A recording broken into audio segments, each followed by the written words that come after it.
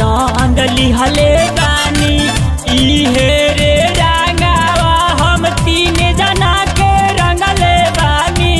इहे रे रंगावा हम तीन जना के रंगले बानी। यादो भुनिहार पासावान रंग लगवले बानी। यादो भुनिहार पासावान रंग लगवले बानी।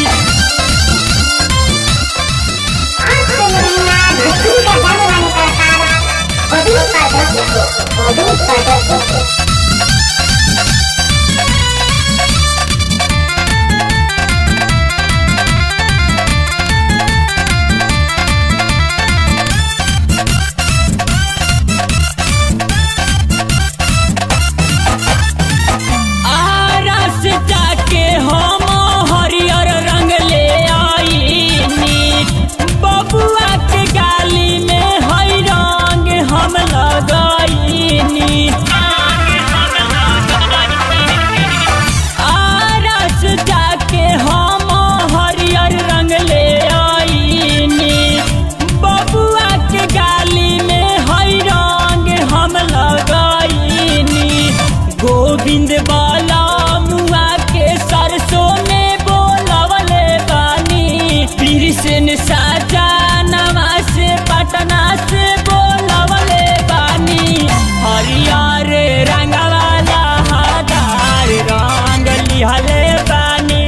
हरियर रंगवाला हदार रंग लिहले बानी।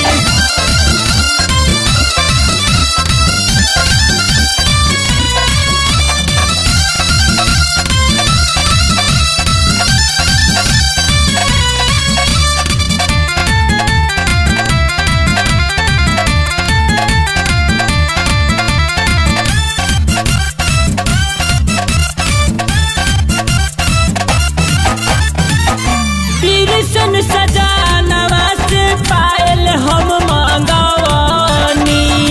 गोविंद बलमुआ से ओढ़नी रंगवानी। कृष्ण सजा